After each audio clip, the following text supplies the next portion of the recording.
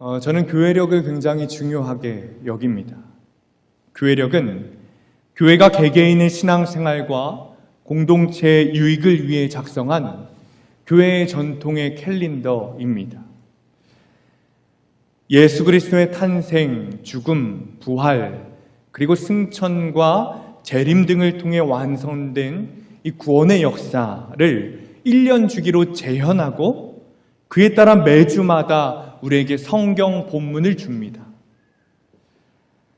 제가 교회력을 중요하게 여기는 이유는 교회력에 따라 다른 본문으로 설교하게 될 때 우리에게 주는 유익이 있기 때문입니다. 첫 번째 유익은 성도들은 주일에 초점을 맞추어서 매주 시간을 보내게 됩니다. 동일하게 한 해를 보낼 때도 예수 그리스도의 생애를 따라서 성도의 삶을 살게 됩니다.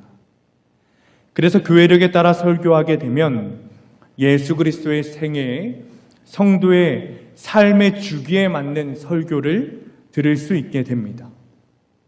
두 번째 유익은 목사가 자신 있는 성경 구절만 가지고 설교하는 것이 아니라 교회력에 따라 설교하게 되므로 우리 성도님들이 성경을 골고루 볼 수 있다는 유익이 있습니다. 세 번째는 설교자가 본문을 정할 때 확실한 기준 없이 본문을 정하면 자신의 생각과 사견과 주장을 머릿속에 먼저 생각한 후에 그 생각에 맞는 성경 본문을 정할 위험이 있습니다. 그렇게 되면 설교자는 하나님의 말씀이 아니라 자신의 생각을 전달할 수 있는 위험을 가지게 되는 것이죠. 그러나 교회력에 따라 본문을 정하고 설교하게 되면 설교자는 먼저 이 성경을 붙들고 씨름하게 되고 그 후에 말씀을 전하게 되므로 성경에서 하고자 하는 말씀을 전하게 되고 회중들은 설교자의 주장이 아니라 설교자의 생각이 아니라 하나님의 말씀을 듣게 되는 유익이 있습니다. 저에게 왜 교회력에 따라 설교하십니까, 목사님? 이라는 질문들을 많이 하셔서 또 목사가 판단하기에 성도들에게 유익이 있겠다 싶어서 교회력으로 설교하는 이유를 여러분들께 공개적으로 말씀드리고 설교를 시작하려고 합니다. 오늘 본문인 고린도후서는 바울 사도가 쓴 편지입니다. 그것은 논란의 여지가 없습니다. 고린도후서는 바울이 고린도에 세운 교회와 더불어서 고린도를 수도로 하는 온 아가야의 가정교회들에게 보낸 편지입니다. 고린도는 고대 그리스, 로마 시대의 장식이 화려한 그 건축 양식으로 이름이 잘 알려진 아주 아름다운 도시입니다. 그리고 아주 아름답고도 무역이 활발한 도시 중에 하나였습니다. 바울은 이 고린도 교회의 문제들을 듣고 고린도전서를 통해서 훈계하고 가르쳤습니다. 하지만 이 고린도 교회의 상황이 나아질 기미가 보여지지 않는 거예요. 그래서 바울은 직접 고린도를 방문했고 그에 앞서서 디도에게 편지를 보냈습니다. 그 후에 마게도니아에 있는 자신을 찾아온 디도를 통해서 이 고린도 교회가 바울의 교훈을 겸허하게 받아들였다라는 보고를 들은 바울은 다시 펜을 들게 되었어요. 그것이 바로 고린도 후서입니다. 이 편지에서 바울은 고린도 교인들에게 감사하면서도 아직 준동하는 거짓 교사들과 이들에게 선동당하는 경거망동하는 일부 성도들을 강하게 질책합니다. 특히 고린도후서에는 바울의 개인적이며 인간적인 내면 세계가 아주 잘 나타나고 있어요. 고린도후서에서 가장 큰 문제로 대두되는 것은 바울이 사도라고 불릴 자격이 있느냐였습니다. 이 고린도 교회에 이런 문제가 발생한 이유는 그 이전의 편지, 그러니까 고린도 전서에서 바울이 이 고린도 교회 교인들에게 아주 강하게 질책하고 아주 강하게 회개를 촉구한 데에 있어서 일부 불만 세력들이 생겨났기 때문입니다. 대부분의 성도들이 이 바울의 편지를 받고 회개하면서 돌아섰지만 유대인들을 비롯한 일부 거짓 교사들은 이 바울의 가르침을 비난하면서 바울에게 사도의 자격이 있느냐라고 이의를 제기했습니다.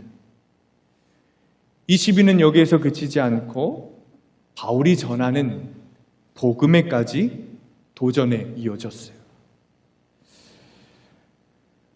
사도가 무엇입니까? 사도는 하나님과 성도를 하나 되게 하고 성도가 피차 하나 되도록 다스리고 가르치는 직분입니다. 따라서 바울은 자신의 사도권을 분명히 하지 않으면 안 됐어요. 왜냐하면 이것은 선교 사역에 아주 큰 걸림돌이 될 이유가 되었기 때문입니다. 그래서 그 일에 대해 분명하게 짚고 넘어간 것이죠. 그래서 바울은 고린도전서와 마찬가지로 이 고린도후서에서 자신은 십자가의 도, 그러니까 복음만을 전파한다고 강하게 주장합니다. 그리고 십자가의 도를 전파하기 위해서 자신이 당한 고초들을 생생하게 전하게 됩니다. 하나님께서 오늘날 주님의 일꾼으로 자처하고 교회와 성도를 섬긴다고 자부하는 모든 지도자들에게 원하시는 자격이 바로 이 자격이겠지요. 오늘 본문은 여러분들이 아주 자주 들어보신 본문일 거예요. 주 예수 그리스도의 은혜와 하나님의 사랑과 성령의 교통하심이 너희 무리와 함께 있을지어다. 여러분 많이 들어보셨죠? 축도입니다. 예배를 마치면서 성도들을 파송하며 축복하는 기도이죠. 이 축도가 오늘 본문에 유래되어서 사용되고 있는 거예요. 축도는 우리가 잘 아는 이 바울의 축도뿐만 아니라 구약의 아론의 축도도 있습니다. 민수기 6장 22절부터 27절입니다. 제가 읽어드릴게요. 여호와께서 모세에게 말씀하여 이르시되 아론과 그의 아들들에게 말하여 이르기를 너희는 이스라엘 자손을 위하여 이렇게 축복하여 이르되 여호와는 내게 복을 주시고 너를 지키시기를 원하며 여호와는 그의 얼굴을 내게 비추사 은혜 베푸시기를 원하며 여호와는 그 얼굴을 내게로 향하여 드사 평강 주시기를 원하노라 할지니라 하라. 그들은 이같이 내 이름으로 이스라엘 자손에게 축복할지니 내가 그들에게 복을 주리라. 바울의 축도 역시 이 아론의 축도를 인용하고 있는 것입니다. 한국교회는 전통적으로 우리가 잘 알고 있는 바울의 축도를 사용합니다. 그러나 루터교회와 서구 교회들은 이 아론의 축복을 많이 사용합니다. 어느 것을 사용해야 하는가, 어느 것이 옳은가에 대해서는 판가름할 수 없습니다. 단지 교회의 상황과 교회의 요구에 따라 선택하며 사용할 수 있는 것이죠. 사실 우리는 이 축도라는 말을 많이 사용하고 또 축도가 무슨 뜻인지 정확히는 아니지만 뭐 이런 뜻이겠다 하고 어렴풋이 생각하고는 합니다. 그런데 이 축도라는 말을 한자로 보면 빌축 그리고 빌도입니다. 그러므로 축도는 빌다라는 말인데 어법상 맞지가 않습니다. 물론 오늘날 한국교회에서 이 축도라는 표현을 성도들이 잘 이해하고 있으므로 축도라고 표현해도 별 문제가 없습니다. 그러나 창세기 14장 19절에 멜기세덱이 아브라함을 위해서 하나님께 복을 빌며 기도한 것을 축복이다라고 표현하는데 그것에 기인하여서 빌다라는 뜻의 축도라는 단어보다는 축복이라는 그것이 올바른 표현이겠고, 또 어떤 학자는 이 축복이라는 말을 사용하기가 조금 이상하니까 복의 선언이라고 하자라고 하기도 합니다. 즉 오늘 본문은 바울이 이 고린도 교회 성도들에게 복을 빌어주고 축복받으십시오 라고 선언하고 있는 내용이에요. 오늘 말씀을 묵상하면서 여러분에게 조금 죄송하다라는 생각이 들었습니다. 그동안 제가 설교하면서 여러분을 축복하는 말씀, 여러분을 위해서 복을 비는 말씀, 여러분이 잘 되도록 복을 구하는 말씀보다 여러분 죽어야 됩니다, 깨져야 됩니다, 낮아져야 됩니다 라는 말씀만 드린 것은 아닌가 싶어서 죄송한 마음이 들었어요. 그래서 오늘은 본문에 따라 여러분을 축복해드리고 또 어떻게 하면 축복받는가, 축복의 비결이 무엇인가 좀 함께 은혜를 나누려고 합니다. 이번 주 교회력에 따른 본문이 오늘 이 고린도후서 본문인 것을 보고 제가 조금 당황스러워했습니다. 두 가지 이유가 있었는데 두 번째 이유는 설교 후반부에 말씀을 드리고, 첫 번째로 당황스러웠던 것은 오늘 본문의 내용이 제가 주로 사용하는 설교 방법으로 설교하기에 조금 어려운 본문이에요. 그래서 오늘은 제가 주로 사용하는 설교 방법은 아니지만 여러분들이 잘 아시고 들어보신 강해설교, 그러니까 엄밀히 말하자면 한국식 강해설교를 통해서 여러분께 말씀을 전해드릴까 싶습니다. 본문으로 돌아와서 우리 함께 11절 말씀을 읽습니다. 11절입니다. 시작. 마지막으로 말하노니 형제들아 기뻐하라. 온전하게 되며 위로를 받으며 마음을 같이하며 평안할지어다. 또 사랑과 평강의 하나님이 너희와 함께 계시리라. 거룩하게 입맞춤으로 서로 문안하라. 이 11절 말씀에는 굉장히 많은 동사들이 나와 있습니다. 이 동사들은 모두 명령법으로 이루어져 있어요. 그러니까 이 바울이 무언가 해라 라고 명령하고 있는 것이죠. 바울이 무언가 성도들에게 굉장히 이 일은 중요하니 너희는 좀 해라 라고 요구하고 있는 거예요. 그런데 이 11절에는 이 명령법의 동사들보다 우리가 더 먼저 주목해야 하는 단어가 한 가지가 있어요. 그것은 형제들아 라는 단어예요. 고린도후서에서 형제라는 단어는 1장 1절에서 디모데에게 사용하고 또 1장 8절에서 편지의 수신인에게 사용합니다. 그리고는 전혀 사용하지 않다가 마지막 장 13장 그리고 마지막 문단에 와서야 형제들아 라고 말하고 있어요. 그런데 이 고린도후서 13장이 어떤 편지라고 부르는지 아십니까? 우리는 이 편지를 투쟁의 편지라고 부릅니다. 바울이 고린도 교회 성도들과 투쟁하는 내용이 담겨져 있기 때문이에요. 이 투쟁은 본문인 13장보다 더 앞에서부터 시작합니다. 10장을 보면 고린도 교인들 중에 바울을 향해서 적대적인 모습을 보이고 바울을 비판하는 사람들에게 이 편지의 저자인 바울이 굉장히 변호적인 어투로 대결합니다. 바울에 대해서 적대적인 사람들은 바울은 가까이 있을 때는 유약하다. 그리고 바울은 멀리 있을 때에나 대담한 척한다 라고 말합니다. 그리고 바울은 자기를 자랑하는 사람이다 라고 비판해요. 뿐만 아니라 적대자들은 이 바울의 인격에 대한 오해까지 합니다. 이것은 예루살렘 교회를 위한 헌금을 모금했던 바울에게 과연 이 모금한 헌금이 제대로 사용했습니까? 라고 바울에게 의문을 던지는 거예요. 바울의 인격에 대한 모독이죠. 바울은 이런 비판에 대해서 굉장히 화가 났어요. 그리고 이에 대해서 대응하고 비판합니다. 비판뿐만 아니라 10장 12절에 가면 공격하기까지 해요. 또 매우 열정적으로 변호합니다.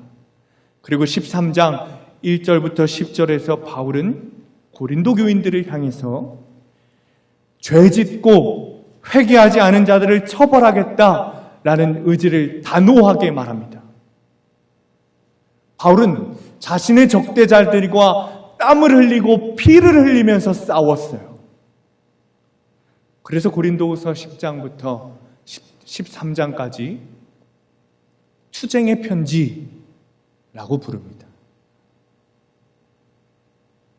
그런데 이런 싸움을 했던 바울이 이 투쟁의 편지를 마무리하는 과정 중에 그들을 형제들아 라고 부르는 거예요. 이것이 바울의 진심이었습니다. 그동안 바울이 고린도 교인들에게 그리고 적대자들에게 강하게 이야기했던 것은 그들을 미워하고 싫어했기 때문이 아니었어요. 오히려 그들을 형제라고 생각하고 사랑하고 아끼고 주님께 다시 올바르게 신앙생활 하기를 바랬습니다. 이것이 바울의 진심이었기에 마지막에 형제들아 라고 부르는 것이죠. 제가 아까 서론에서 오늘 본문을 묵상하면서 당황스럽게 하는 것이 있었다라고 말씀을 드렸는데 그 중에 하나가 바로 이것이었어요. 고린도후서의 전체적인 맥락처럼 마무리도 싸우고 변론하고 변호하고 마쳤으면 당황스럽지 않았을 거예요. 그런데 순식간에 분위기가 바뀌면서 그들에게 형제들아 라고 말하는 것이죠. 그리고 그들을 축복하면서 편지를 마무리합니다.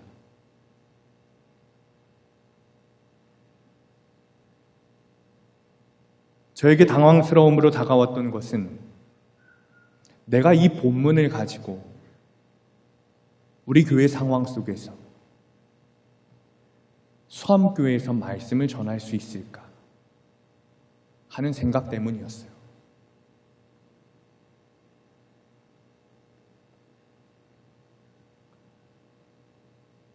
여러분 옆에 있는 성도님들을 한번 쳐다보십시오.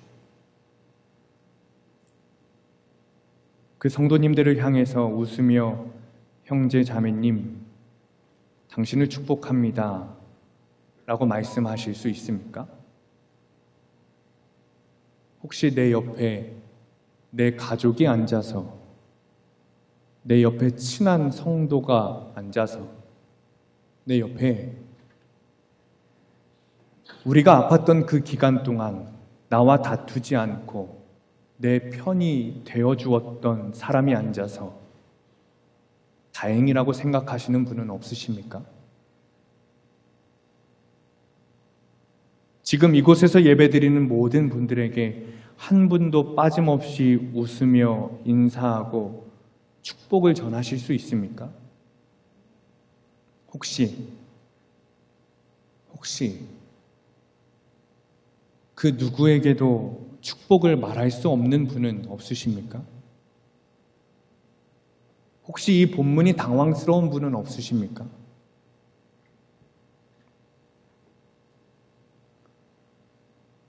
그대로 바울은 고린도 교인들에게 아까 말씀드렸던 5가지의 명령을 합니다. 여러분께 질문으로 여쭤보고 싶어요. 여러분 속으로 솔직하게 대답해 보시기 바랍니다. 첫 번째, 여러분 이곳에 앉아 있는 모든 분들과 기뻐할 수 있습니까? 두 번째, 여러분, 이곳에 앉아 있는 모든 분들과 온전하게 될 수 있습니까? 세 번째, 여러분, 이곳에 앉아 있는 모든 분들에게 위로받거나 위로할 수 있습니까? 네 번째, 여러분, 이곳에 앉아 있는 모든 분들과 마음을 같이 할 수 있습니까? 다섯 번째, 여러분, 이곳에 앉아 있는 모든 분들과 평안할 수 있습니까?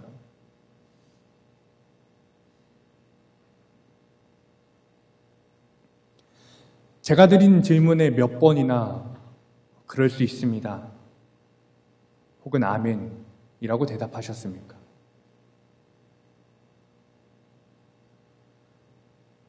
이제까지 편지의 내용은 기뻐해야 할 분위기가 아니었어요. 그러나 이제 바울은 그들을 형제라고 부르며 기뻐하라고 말합니다. 기쁨은 그리스도인의 본질이에요. 바울은 빌립보서 4장 4절과 데살로니가전서 5장 16절에서도 기뻐하는 것이 그리스도인의 본질이라고 말합니다. 주 안에서 항상 기뻐하라. 내가 다시 말하노니 기뻐하라. 항상 기뻐하라. 그리고 또 온전하게 되라고 말합니다. 이 말은 헬라어로 카타르티제테라고 말하는데 이 헬라어는 회복이라는 뜻도 가지고 있어요. 즉 완전하게 회복하라는 말이에요. 또 바울은 위로를 받으라 라고 말합니다. 그리고 마음을 같이 하십시오 라고 말합니다. 분열하고 싸우지 말라는 뜻이에요. 마지막으로 평안하라 라고 명령하고 있어요. 역시 같은 뜻으로 평화를 이루며 지내란 뜻이죠. 과거의 분열을 극복하고 화해하고 서로 평화롭게 지내는 사이가 되라는 바울의 명령이었어요. 그 어느 다른 교회에게보다 더 간절한 마음으로 고린도 교회 교인들에게 명령하고 부탁했습니다. 어쩌면 이 말씀이 오늘 우리에게 주시는, 우리 교회에게 주시는 하나님의 말씀 아니겠습니까? 11절에 나오는 평강은 헬라어로 에이레네입니다. 히브리어로는 여러분이 너무나도 잘 아시는 샬롬이라는 말이죠. 에이레네와 샬롬은 동일한 뜻을 가지고 있어요. 우리는 보통 샬롬이라고 하면 막연히 평화라고 생각하고 그 반대말로 전쟁이라고 생각합니다. 그러나 평화의 반대말은 전쟁이 아니에요. 창세기 43장에 너희는 안심하라, 두려워하지 말라 라고 말합니다. 여기서 안심이 샬롬이에요.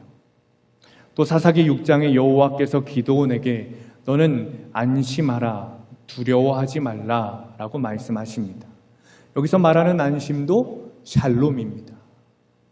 기드온이 하나님께 그 말씀을 듣자 그 자리에 제단을 세우고 그것을 여호와 샬롬이다 말했습니다. 평화의 반대말은 두려움이에요. 두려움이 사라지면 평안이 옵니다. 그렇다면 그 두려움은 어디에서 옵니까? 깨진 관계에서부터 오는 거예요. 하나님과의 깨진 관계, 그리고 다른 사람들과의 깨진 관계. 관계를 회복해야 샬롬이 찾아옵니다. 그것이 오늘 축복의 내용이에요. 사실 삼위일체주일에 주어지는 본문, 그리고 그 본문의 주제는 이미 정해져 있습니다.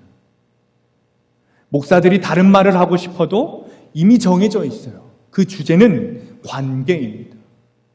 세계의 윗격, 즉 성부, 성자, 성령 하나님께서 계신데 서로 다른 윗격을 가지고 계시지만 그분들은 서로 관계하며 그분은 한 분이시다라는 거죠. 삼위 하나님께서는 하나 같으시고 실제로 하나라는 뜻이에요. 즉 삼위일체 주일에 주시는 본문의 주제는 주님과 깨어진 관계를 삼위일체 하나님처럼 회복하고 이웃과 서로서로의 관계를 회복하라는 것입니다. 그리고 하나가 되어야 한다는 것이죠. 11절 후반부에 이어지는 말씀도 동일합니다. 거룩하게 입맞춤으로 문안하라. 입을 맞추라라는 것은 그 당시 고대 지중해 지방에 널리 행해진 인사 방법입니다. 초대교회 교인들이 예배를 오고 나갈 때 서로 친한 사이를 표시하기 위한 인사 방법이었어요. 오늘날 우리가 모이고 헤어질 때 악수하고 포옹하는 것과 동일한 방법이죠. 즉 바울은 지금 우리의 관계가 그리고 성도들과의 관계가 서로 거룩한 인사를 하지 못하는 관계라고 말하는 거예요. 그리고 그 관계가 빨리 회복되기를 바랬고 그것이 축복이라고 말하고 있는 것입니다.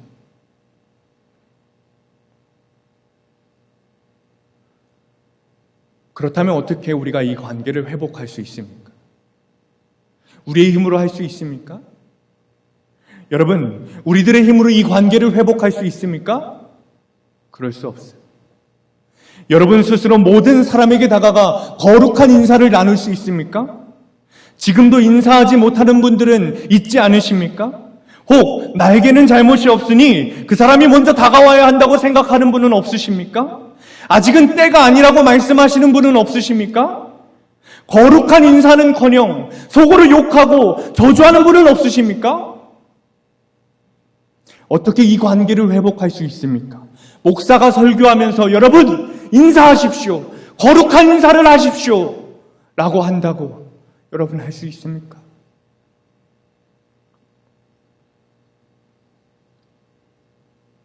그럴 수 없어요. 할 수 있더라도 그것은 진심이 아닐 수 있습니다.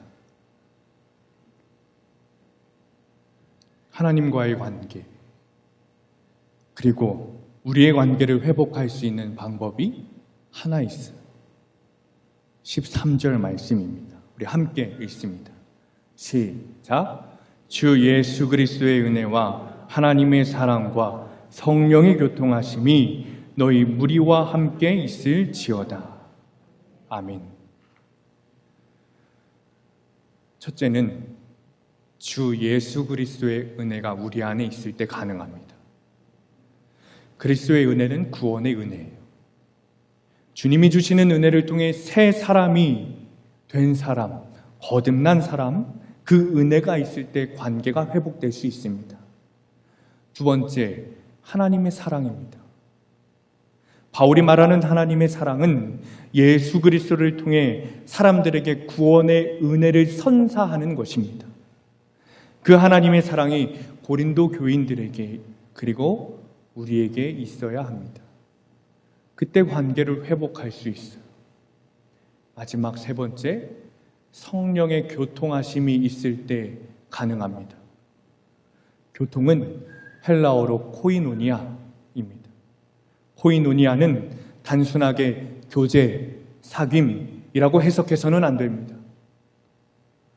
허물 없는 교제, 허물 없는 사귐이라고 해석해야 돼요. 성령과의 허물 없는 교제입니다. 또 교통이라는 것은 막혀 있는 것을 의미하지 않아요. 또 한 방향으로 흐르는 것도 의미하지 않습니다. 양방향으로 흐르는 것을 교통이라고 말합니다. 성령과의 교통, 즉 성령과 나와의 관계가 막힘없이 양방향으로 흐를 때 우리의 관계는 회복될 수 있습니다. 주님의 제자들 중에도 말씀의 의미를 깨닫지 못한 사람이 있었어요. 그러나 후에 성령께서 오셨을 때 깨닫게 하신 거예요. 그렇기 때문에 성령님의 교통하심이 우리에게도 필요한 것이죠. 그래야 하나님과 그리고 우리의 관계가 서로 막힘없는 관계로 회복되는 것이죠. 그리고 이것이 누구에게 있을 때 가능합니까? 바울이 이렇게 말합니다. 너희 무리와 함께 있을 때. 세번역 성경으로 보면 여러분 모두와 함께 하기를 이라고 말합니다. 누구에게는 있고 누구에게는 없어도 되는 것이 아니라 이 사람에게도 있고 저 사람에게도 있고 나에게도 있을 때 그 은혜와 사랑과 교통함이 있을 때 우리의 관계는 회복될 수 있습니다. 사랑하는 성도님들, 예수 그리스도의 은혜가 여러분 가운데 있기를 축복합니다. 하나님의 사랑이 성도님들 가운데 있기를 축복합니다. 성령님의 교통하심이 우리 가운데 있기를 축복합니다. 그리고 이제는 우리가 회복되기 원합니다. 우리의 관계가 성령과 교통하듯 막히지 않고 또는 한 방향으로 흐르지 않고 서로에게 사랑을, 위로를, 기쁨을 주고받게 되기를 축복합니다. 오늘 예배를 마치고 나가실 때 먼저 일어나서 서로에게 거룩한 인사를 해주시기를 부탁드립니다. 성령께서 도와주실 것입니다. 이 일이